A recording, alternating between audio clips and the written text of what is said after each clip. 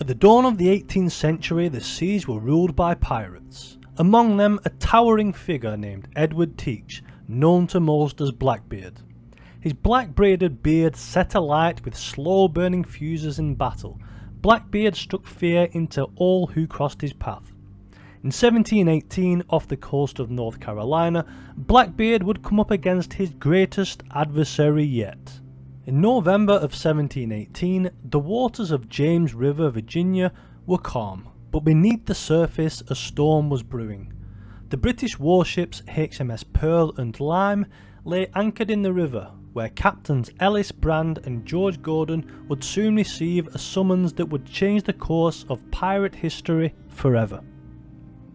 On November the 13th, a message arrived from Virginia Governor Alexander Spotswood, explaining that his intelligence had tracked the notorious pirate Blackbeard. He was rumoured to have established a base at Bath Town on the remote Ocracoke Island. Spotswood's plan was ambitious, to eliminate Blackbeard once and for all. Unfortunately, neither the Lime nor the Pearl were fit for the job, too large, too slow and not agile enough to sail through the shallow waters of Ocracoke Island. Spotswood, however, had a solution: two small, fast merchant sloops, the Jane and the Ranger. They weren't built for combat at all, but they were nimble and seemed perfect for the task. Captain Ellis Brand would march his men overland, crossing the border between Virginia and North Carolina, while Lieutenant Maynard would lead the attack from the sea. The unlucky one was Captain Gordon. He was tasked with overseeing operations at James River and would therefore be left behind. Maynard, a seasoned naval officer, would command the Jane, the larger of the two sloops, with only 57 men to crew both ships, 33 from the Pearl and 24 from the Lime. Though the ships weren't fitted with guns, they were still well armed with a variety of pistols, muskets, cutlasses and grenades. Before they set sail, Governor Spotswood added a little sweetener for the trip: bounties for pirates dead or alive, £100 for the head of Edward Teach, and slightly smaller rewards for every other pirate on his crew. The task was clear, and with orders given, Maynard set sail. By day, Maynard scoured the seas off Virginia's coast, stopping any vessel he encountered and interrogating the crews. He wanted to make sure that the pirates didn't escape. From these encounters, he learned that Blackbeard wasn't in Bath Town. He had anchored his ship, the Adventure, on the far side of Ocracoke Island. Maynard arrived near Ocracoke just as dusk began to fall on November the 21st. At this point the tide was going out, so he chose to wait until dawn to strike. Over the last 6 months, Blackbeard hadn't sailed, and with this he had grown complacent. No lookout was posted and no defences were in place, so when Maynard launched his attack in the morning, it would come as a massive surprise. As the first light of Thursday the 22nd of November crept across the horizon, Maynard led the sloops towards Blackbeard's ship, and by 7:30 AM they were closing in. Blackbeard, alerted by the masts of the approaching vessels, scrambled to prepare for battle.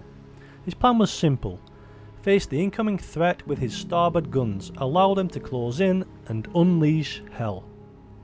But Maynard wasn't about to give Blackbeard the luxury of an easy fight. As they approached, Maynard raised the Union flags on both sloops, showing them who they were up against: the British Royal Navy.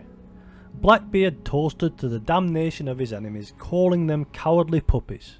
Blackbeard then gave the order and his ship roared to life. He unleashed a barrage of grape shot, nails and scrap iron, tearing into the Jane. The first volley left 20 men dead or wounded on the Jane, with a further 9 on the Ranger. With already losing a lot of men, Maynard had a trick up his sleeve. He ordered the remaining crew members to hide below deck, creating the illusion that they were severely outnumbered, showing weakness. Blackbeard took the bait and manoeuvred his ship alongside the Jane, with his crew ready to board and finish the fight. Grenades were thrown onto the deck of the Jane, and as the smoke thickened, Blackbeard shouted, "The enemy are knocked on the head! Let's jump on board and cut them to pieces!" Upon this call, the vessels were brought together with grappling hooks. Blackbeard led the charge, boarding the British ship, but as soon as he came aboard with his men, Maynard gave the signal, and his men emerged from the hold. The deck became a battlefield, bodies sprawled, blood mixing with the seawater, and the air thick with the smell of gunpowder and smoke from the damaged ships. The two captains came face to face, firing their pistols at each other. Blackbeard was struck by the first shot. This didn't stop him. Wounded but relentless, he drew his cutlass and went toe to toe with Maynard. During the fight, Maynard's fingers were injured and he struggled to hold his own. As he moved back, he fired his pistol once again, wounding Blackbeard a second time. Even then, Edward Teach would not stop as he still pressed forward. Elsewhere on the ship, the tide was turning in the favour of the British. The crew had suppressed the pirates and they had eventually isolated Blackbeard. With Maynard still vulnerable, Blackbeard moved in for the kill. As he raised his cutlass, a crew member swung his own blade, delivering a terrible wound to Blackbeard's neck.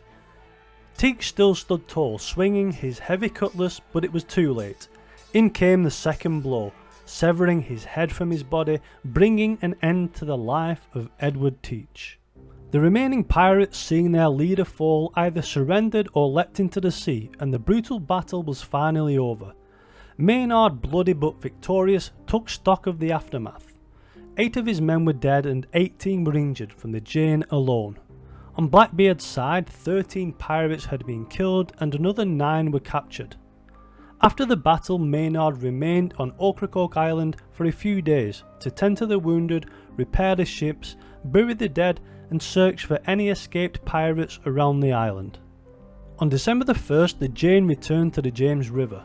As dawn broke, the lookouts on board the British warships spotted the sloops approaching, and there, swinging from the bowsprit of the Jane, was the head of Blackbeard and the triumphant crew of the Royal Navy. The crew aboard the Lime erupted in cheers as Maynard and his men returned their salutes. Their mission was complete, Blackbeard was dead and the reign of terror was over. But the legend of Blackbeard would live on for centuries. Thanks for watching. If you enjoyed the video, please like and subscribe to the channel for similar content, and I'll see you soon.